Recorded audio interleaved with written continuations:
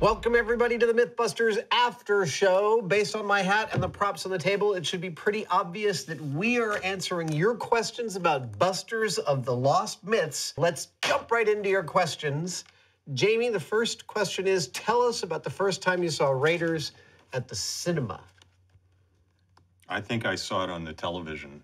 Really? Summer of 1980, you did not go see it in the theater?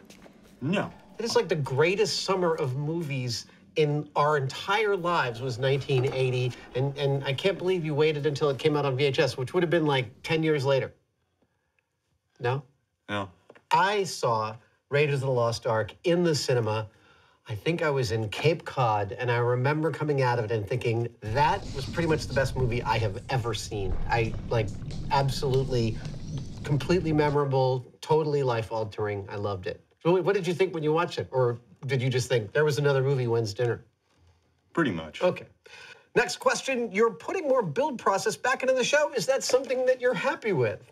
Absolutely. It's all about the process. It's where we come from. It's what we normally did before we started to be in front of the camera. Also, we realized looking back at some of our old shows that we were eliminating some of the screw-ups that naturally happen as part of every single build because we were solving problems before we'd even gotten to them. And it was just like, you know, the episode would be cut as like, problem here and the problem is solved. But there's a lot of stuff that goes on in between, and we wanted to make sure that got covered. So we've restructured our schedule and our ability to shoot it so that you actually get to see us messing up from time to time. Yeah, well, you know, and the show is not just about urban legends or myths or whatever. It's about how we deal with them, and part of that is the process. It's a very important part of it. What happened to the whip that Adam made? It is safely ensconced on the whip shelf in my cave. I have a whip shelf. There's 7 whips on it now. It's quite a display. Someday I'll have you over to see it. In his man cave. No, it's not a man cave. I just call it the cave. Man cave's just weird. Say cave. All right. Next question. How good was your whip expert? Anthony DeLonges. Yes, Anthony was an expert at handling whips. He was incredible. He could take almost anything remotely whip-like and be like, pop, pop, pop, pop, pop, and like knock over dominoes and glasses and stuff. Yeah, he spent a lot of time with that whip.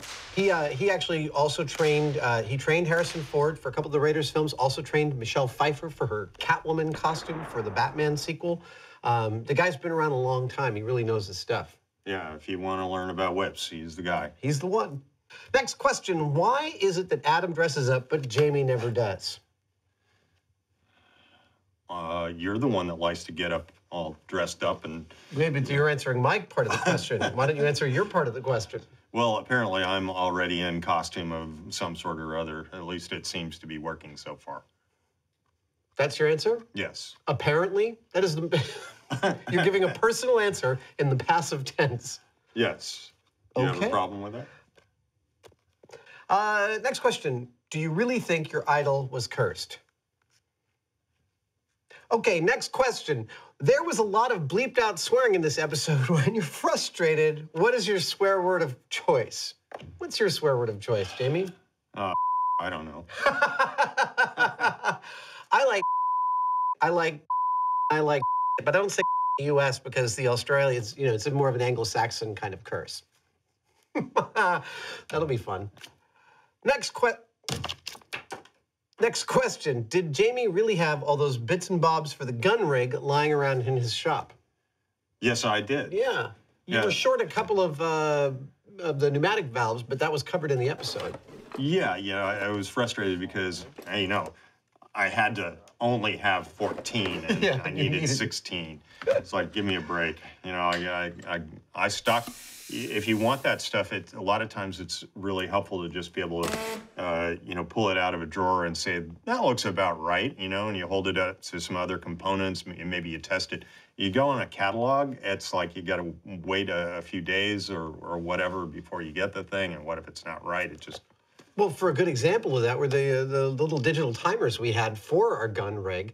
There's a mystifying array of them. I mean, that little timer, there's probably something like 70 or 80 different types of that timer that do all sorts of different things in slightly different increments, and they're all really close to each other. And if we'd had those in the shop and we could have tried them out, we wouldn't have the problem that we did. Yeah, exactly. That's what the problem is with catalogs. You kind of see some of the stuff, but maybe not really everything you need to know. But the implication is that, of your question, is that somehow we're putting one over on you and the shop can't possibly hold all that stuff? No, the answer is shop pretty much holds all that stuff.